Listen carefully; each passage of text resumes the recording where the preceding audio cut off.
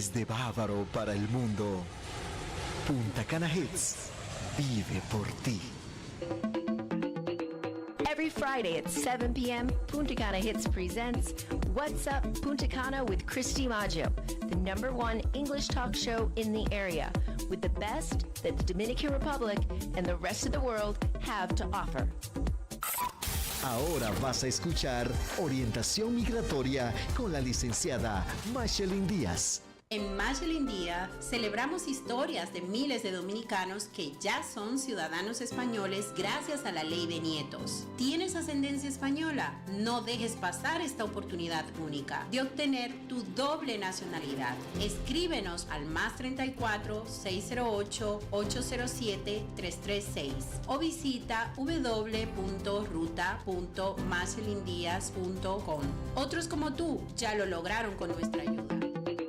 Every Friday at 7 p.m., Punta Cana Hits presents What's Up Punta Cana with Christy Maggio, the #1 English talk show in the area, with the best that the Dominican Republic and the rest of the world have to offer.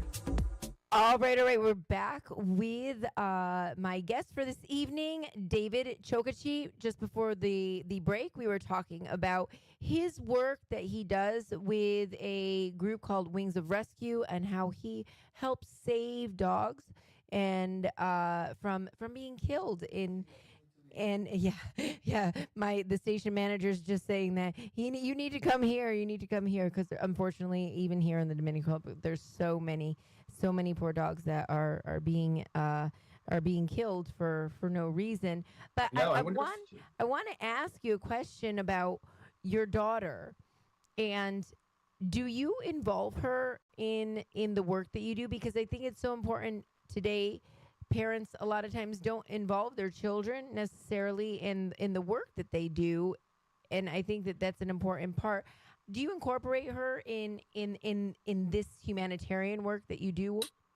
Oh, yeah. She it's really cool because like I even when she was little, like let's see that I don't know when she really started talking. I guess 4, right around there. But with Surfrider Foundation and with any of this, what happens is people will see trash everywhere and they go, oh, that's it's just too much. What's the point?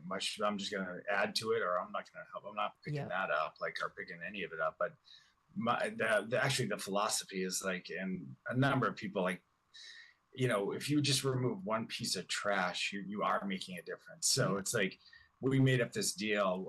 I made this deal with my daughter. I said, anytime we go to the beach or the ocean, whether we're surfing or not, the first thing you have to do is run and get 3 pieces of trash and bring them to me.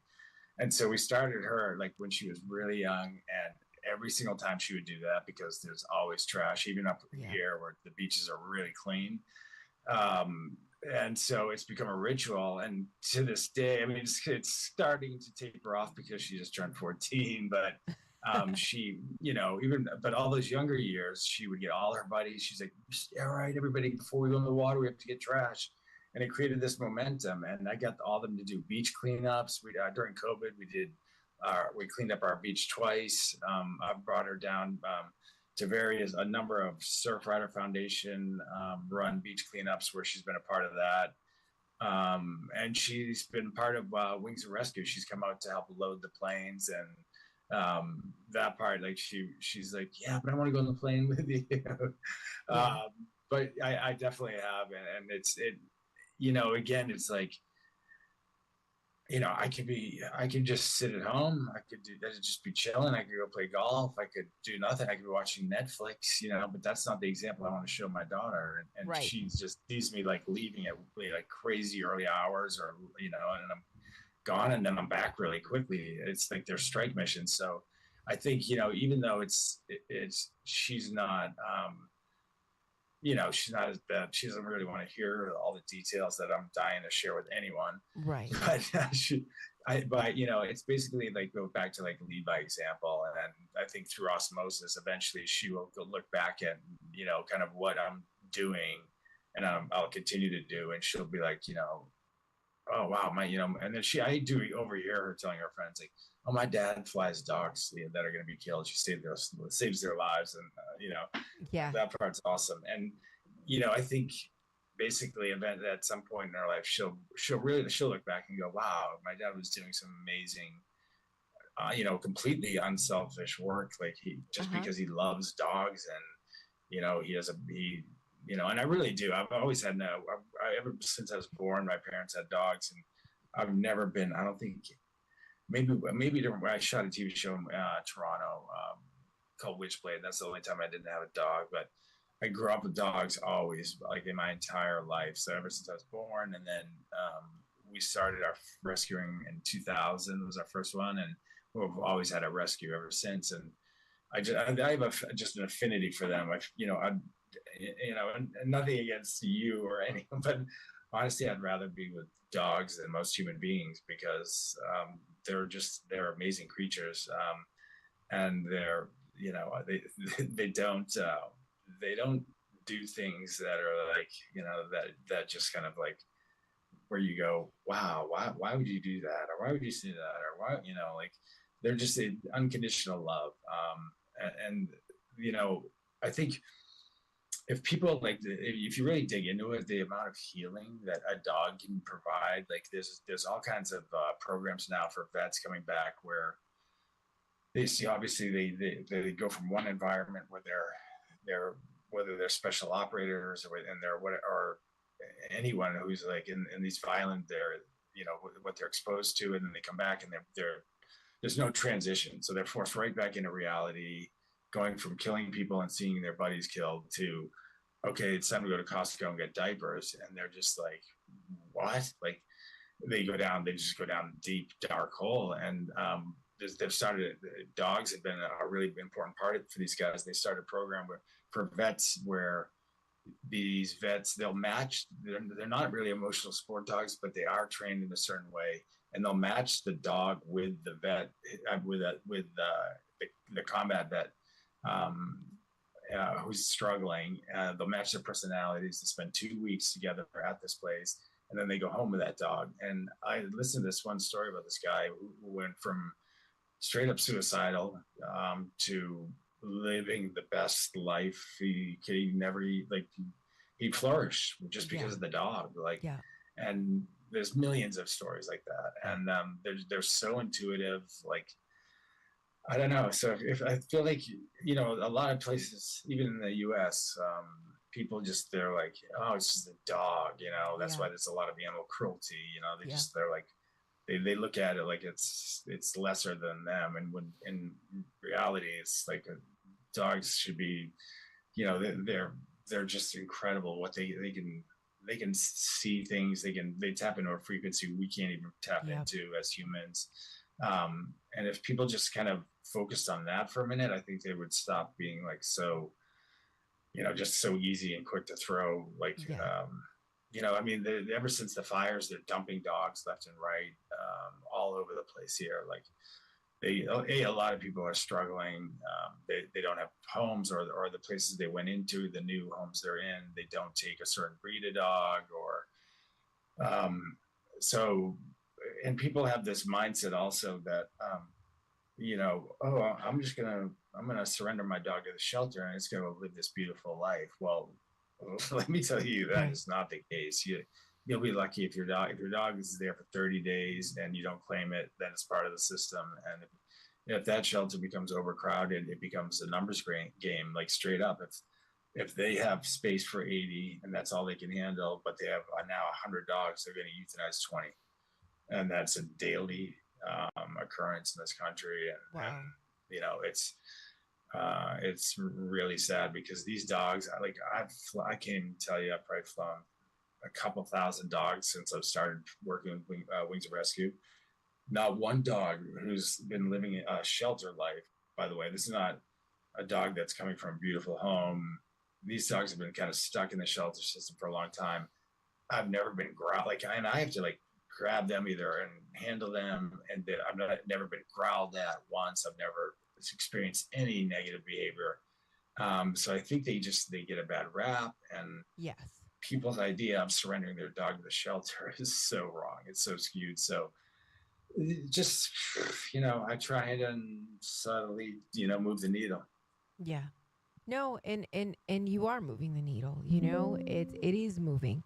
And I think having that compassion for dogs, because like you said, dogs make everybody happier. Dogs are man's best friend. There's a reason why they're called man's best friend, you know? Yeah. And it's for that reason. And even when you told the story about you know, the veterans who that changed their life.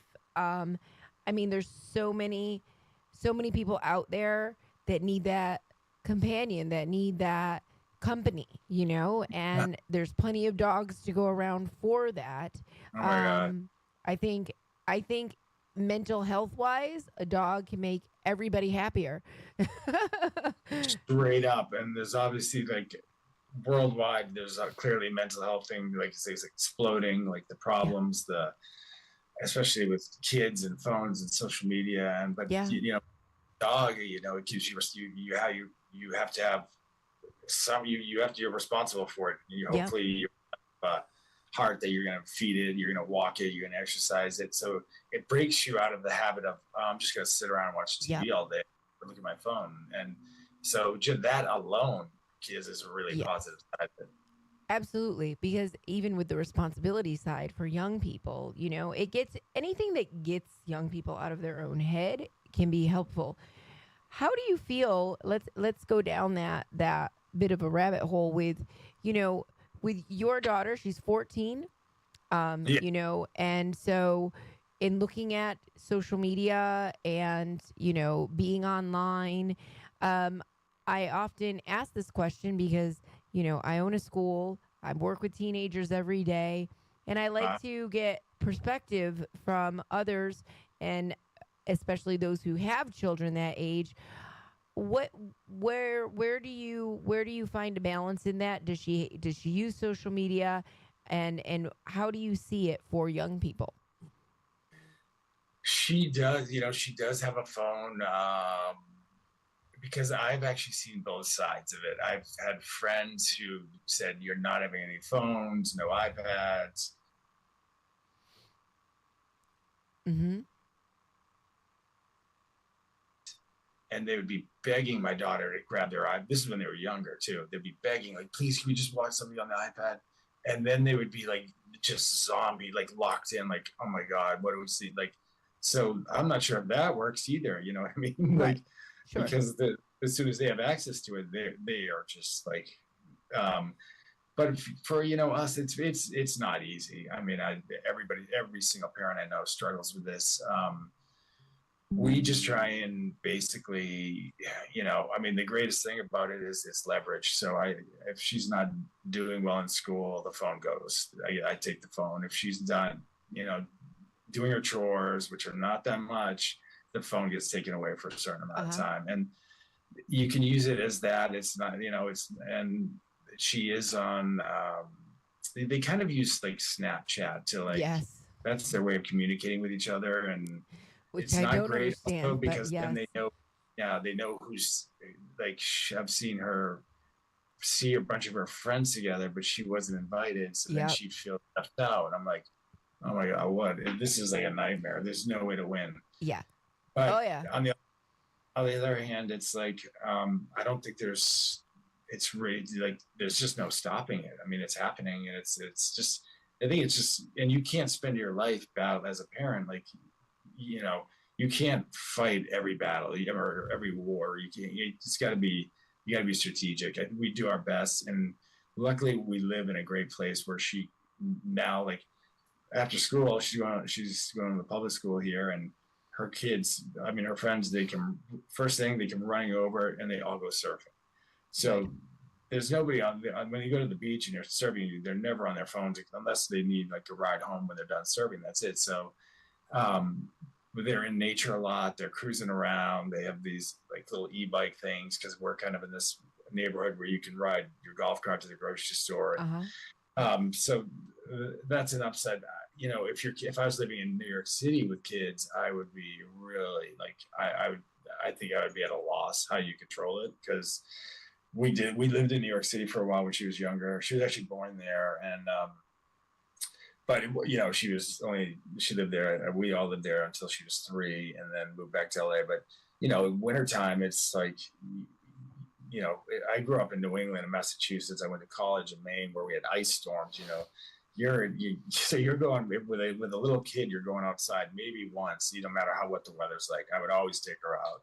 But it's like one outing, and then we're back in the apartment. And there's really a snowstorm. There's nowhere to go, and with older kids, I can't imagine how much phone screen time they're getting. It's got to be through the roof. But I think it's super challenging. It's not good. It's not good because they are losing.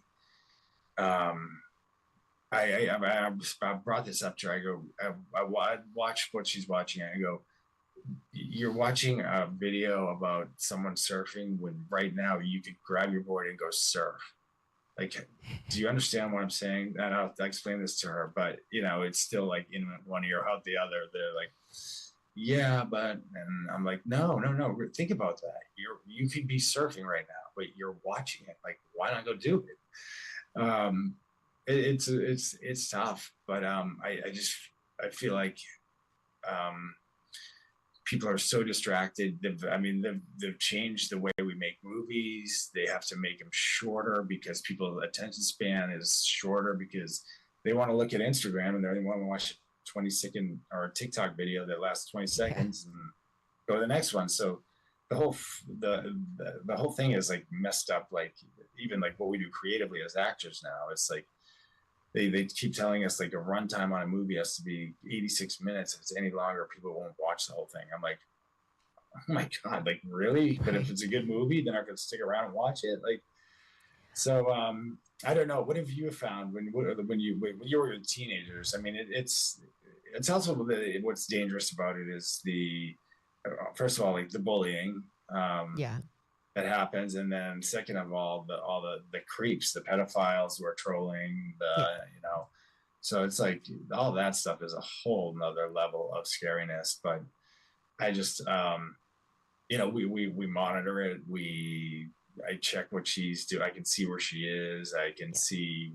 We'll just kind of walk in on her and like because I'm gonna drop in, see what you're still watching, and most of the time, a lot of times it's actually cool stuff, some creative stuff. She's gotten into henna tattooing. She's a sick artist, and she's really good at it. And she learned it on TikTok. So I don't know. There's some upside to it. Absolutely, 100%. There's upsides to it. It's a tool, right? Like so. You can use a tool for the good, or you could use a tool for the bad, and that's just how it is. And I often have those conversations, even still with parents or with the child. And the fact that you monitor it, that's important. That's number one, and then two is the communication that you have with her. Like, if she sees something, it's having that open communication, like teaching them that not everything on there is real, or even for you, because you are somewhat in the limelight, like showing, I don't know, maybe something negative that somebody said about you or something to that effect, and be like, see, like somebody said this about me. Do I really care? Not really, because people are going to say good things and bad things about you, your entire life, but showing them the positive side of it. But I think the problem is today too, is that a lot of parents don't monitor their children's usage because they want to be their friend. They think that the kid's not going to trust them. But I always use it as an example. This is the example that I give to parents. It's like, would you hand your child a loaded gun and tell them, go figure out how to use it, right? If you do that, then you have a really good chance that they're probably not going to use it properly and get hurt, And so I think with social media and everything else, it's like that loaded gun. You can teach them how to properly use it, or you can teach them or nothing, and they can go out and experience all of the craziness out there. There's a chance they'll use it for the good, but there's also there's also the same amount of chance that they can get hurt by it, So yeah. But I think that is is great of you, because like you said, I know, and I use it a lot in teaching, is teaching them how to use it so that they can learn from it and grow from it, because there are so many things out there, tutorials, how to make things and how to do things. And like you said, your daughter's a great artist, so she's being able to develop that on TikTok. And so, like you said, it has its benefits, you know, and it's just getting them to use the benefits more than, you know. Yeah.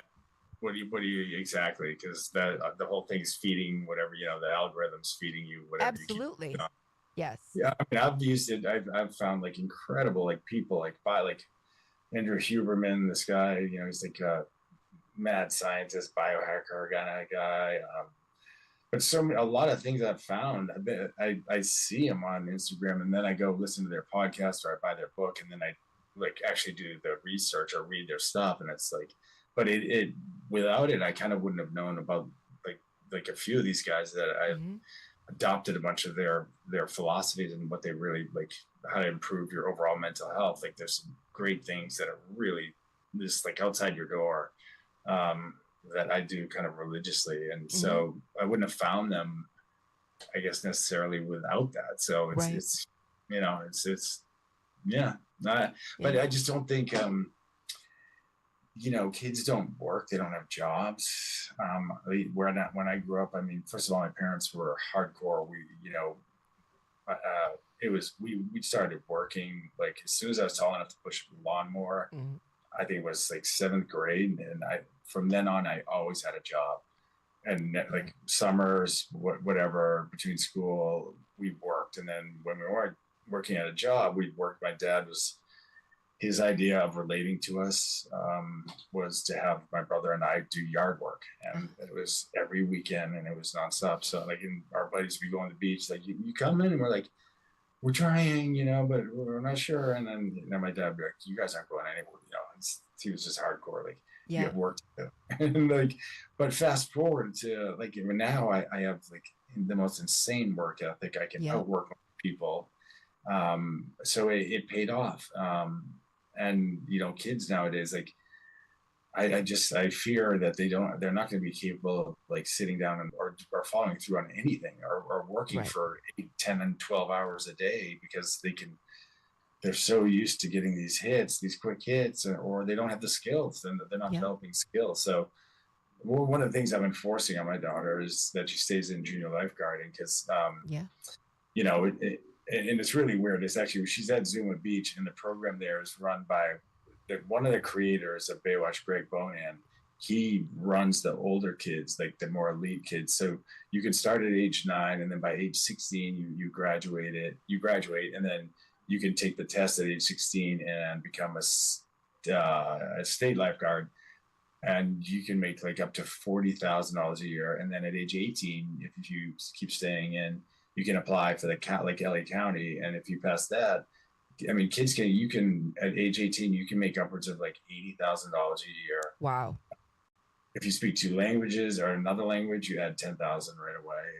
Multiple languages, that adds numbers. And if my daughter goes to school anywhere in the, like say California, which I think she will, that can be her job. And I go down, I drop her off, and then I watch the lifeguards with their job is, I mean, unless the surf is pumping or there's a really bad rip tide, like their job is like they come down, they open the tower, they go for a run, they come back, they look around, but nobody's really in the water, they go for an ocean swim. Yeah. They come back, then a bunch of other lifeguards, they're high-fiving each other. It's the most healthy community of people who are super fit, and they're definitely putting their lives on the line a lot of time when it comes time to do it. But in the meantime, it's just, you know, it's a great job that you can do. And that skill set is like something she'll have the rest of her life. Absolutely. You know, she can save her own life. She could save one of our lives if we're in trouble, a stranger's life. This is a great example. I was surfing, I don't know, a couple months ago, and this dad, he's a pretty good surfer and like a decent ocean swimmer. But he had been in Hawaii on vacation with his family, and his daughter had been a junior lifeguard, and then worked as a lifeguard for a few years, and then stopped and moved on and was doing like something else. But they were in Hawaii. He hadn't eaten food, and it was super hot, and he was just swimming, and it was like all of a sudden he was stuck in a rip current, and he basically panicked. He did what everybody you're not supposed to do, and he tried to make it to shore, and he swam against it. He was in serious trouble, and he said his daughter recognized this like immediately, grabbed a surfboard, like sprint paddled out to him, pulled him on the board. She recovered, she paddled him in, and he told me he's like, she literally saved my life. He was like, I would have drowned if she wasn't, had she not gone through that training, had she not been aware. He's like, I've been gone right now. And I was like, wow. So that program and lifeguarding in general is such an awesome thing. I preach it pretty strong. And like with my daughter, I'm like, there's only a few things I make you really do, and that's going to be one of them. You're staying. So. Absolutely. I was a lifeguard when I was young, and like just the money itself, like at that age, like, I mean, I graduated in 95, like high school in 1995. So bringing me back there. But where from? I'm from upstate New York, Rome, New York. Yeah. So, but at that point in time, like for me, it was hard. It's a difficult thing to do. And, my niece got her lifeguarding. She's a teenager, and it's a great summer job. Like, and it's such a great program. I mean, I highly recommend it for all young people because, like you said, it is, out there in LA, that's fantastic. But even for young people in general, learn first aid, CPR, being able to save lives, like it is truly commendable, and you need that work ethic and responsibility in order to do it. I think it's incredible. Yeah, and there's a huge shortage. They because a lot of times they have these pools, or they'll have events. Like if you have a party at your house, it's a city law. Mm-hmm. You have to have a lifeguard, but there's a huge shortage. Nobody wants to, or nobody's doing it, and like, the money is fantastic. I mean, you make a ton of money in an afternoon, but people aren't doing it. So, it's like there's no excuse. People are just got more excuses, and always an excuse. Always an excuse. You're absolutely right. Like, nowadays, it's very difficult. Get up earlier.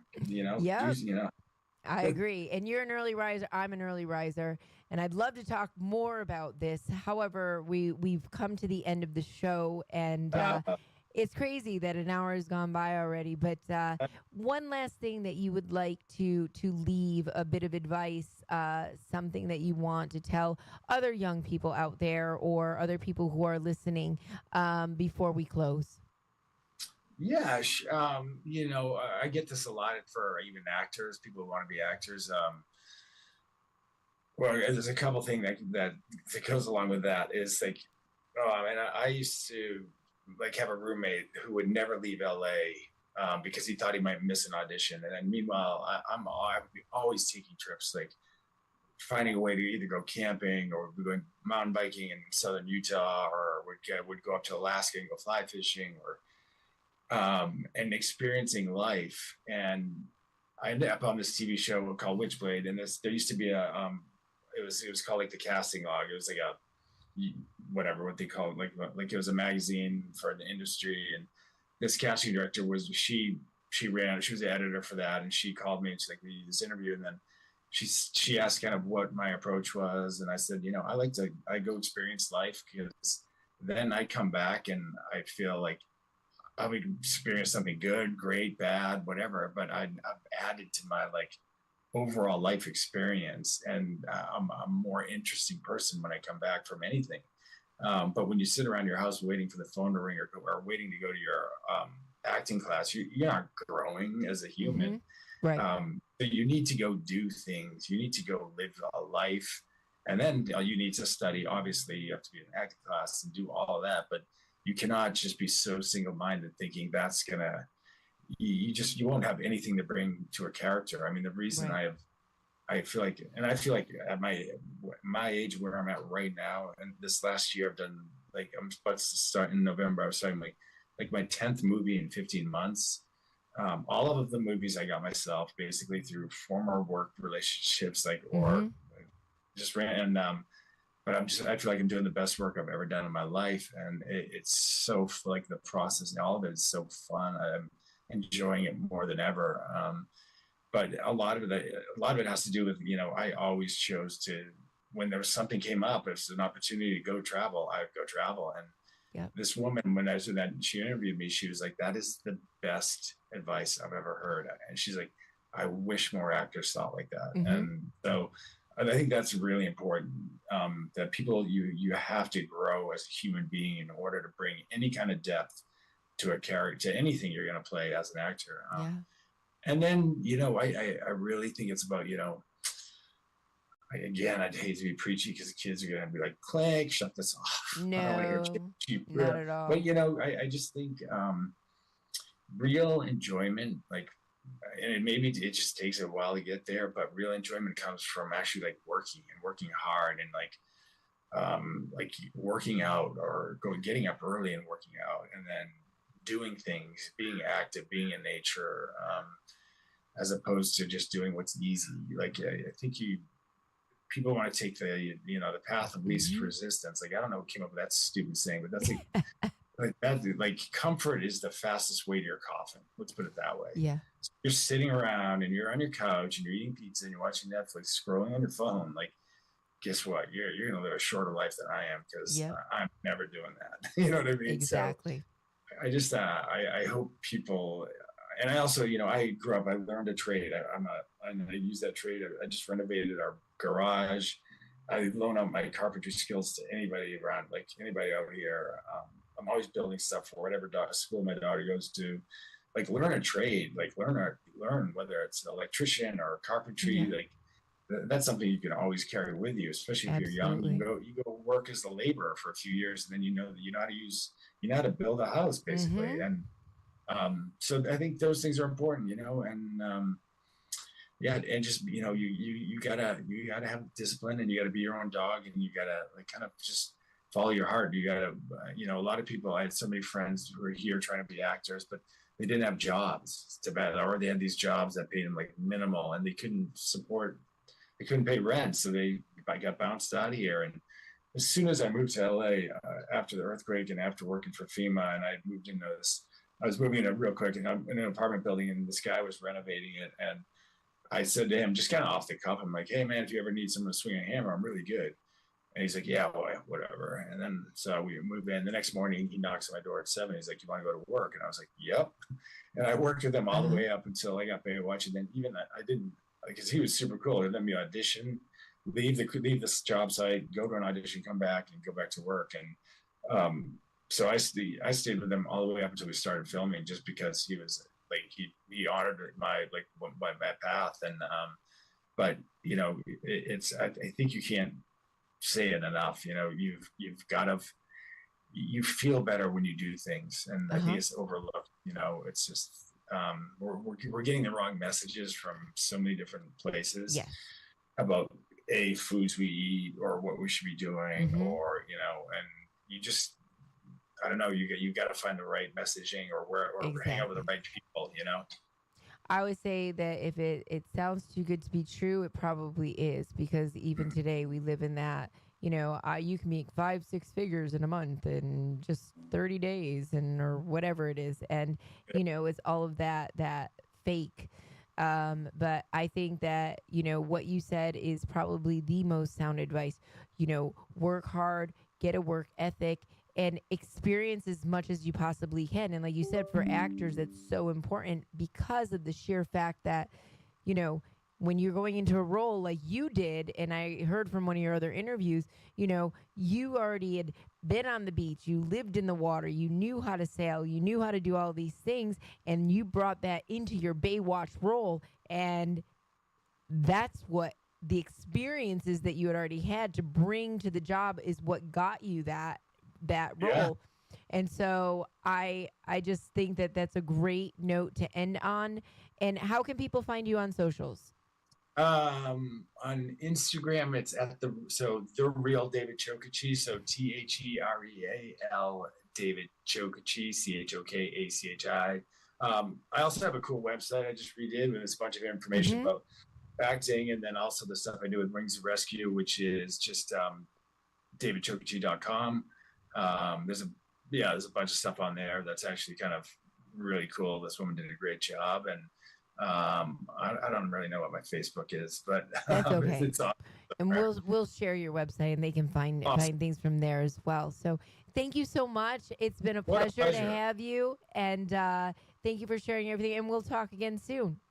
I hope so. Thank you so much for having me on. I appreciate it. Bye. Take care. Bye-bye.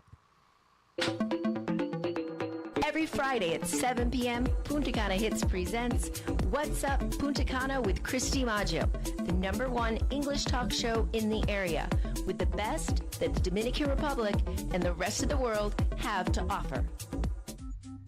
Hola, soy Jason Cabrera, trayendo un poco de alimento a tu cerebro con otra nota curiosa para Punta Cana Hits. El cerebro humano genera unos 20 watts de energía, lo que es suficiente para encender una bombilla pequeña. Aunque pesa solo el 2% del cuerpo, consume el 20%